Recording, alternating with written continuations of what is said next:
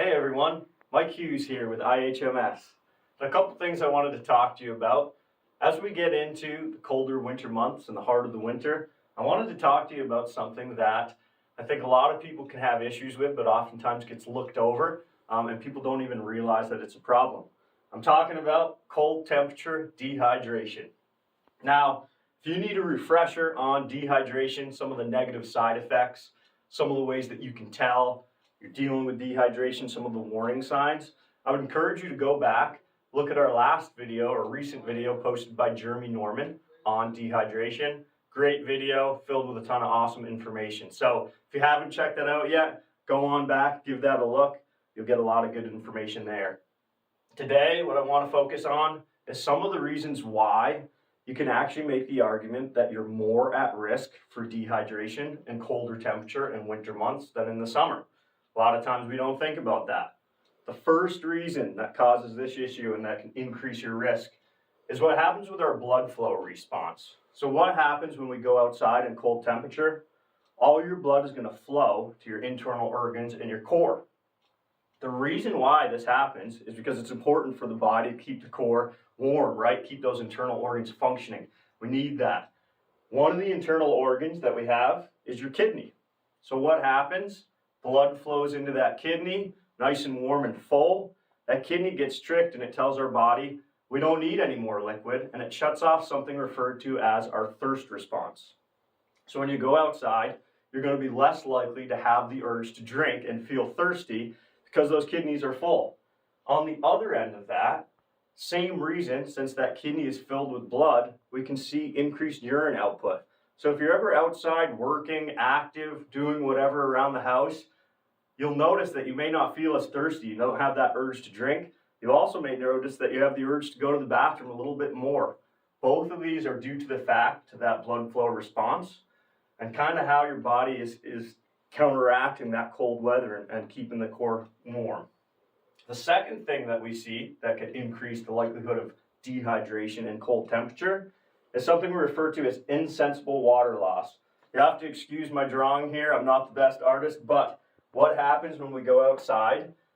The lung cavity is going to be much warmer than the outside air. So what happens is as we breathe, there's actually liquid pulled out of that lung cavity and we lose it into the air.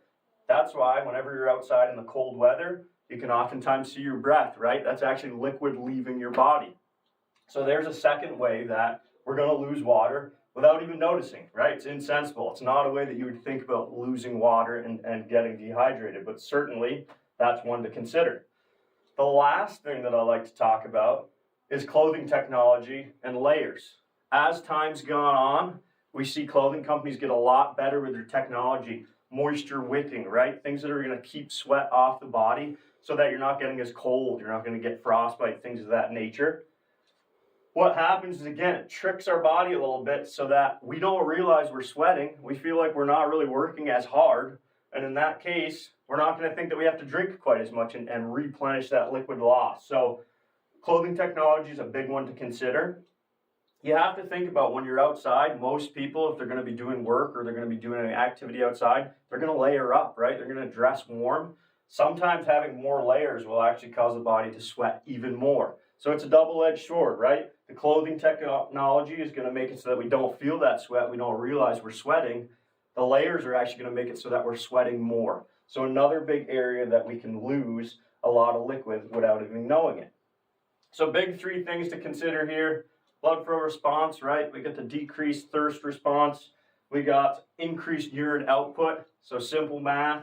If you're drinking less and you're outputting more liquid, going to increase chance for dehydration. Insensible water loss, right? Anytime you're breathing outside in that cold air, water is actually going to be getting pulled out of the body. And then your clothing technology and your layers are going to increase sweat output and actually trick you so that you're not feeling that sweat within the body. So all three things to pay attention to and make sure that you're just keeping track of so you're not getting cold temperature dehydration happening while you're out there. The way I like to explain it to people is that any activity that you would do in the summertime where you sweat and you work hard, whether that's walking, jogging, right, hiking, you're going to sweat just the same in the cold temperature, right? So just remember that you're always going to be losing that liquid loss. You're going to be sweating. You're going to be outputting. You need to stay hydrated. Whether you're sledding, whether you're hiking with the kids, snowshoeing, doing wood around the house, hunting, whatever it may be, cold temperature, we got to make sure we're staying hydrated. Just as one reminder for hydration, half your body weight in ounces is kind of what we're looking for, right? So if you're looking for that daily amount, how much you should take in, that's what we're shooting for. So please remember, cold temperature, still want to stay hydrated. Make sure that you're keeping liquid coming into the body. Go back and check out Jeremy's video with some more information on general dehydration, and then keep an eye out on the rest of our social media platforms for more information. Stay safe and have a great winter, everyone.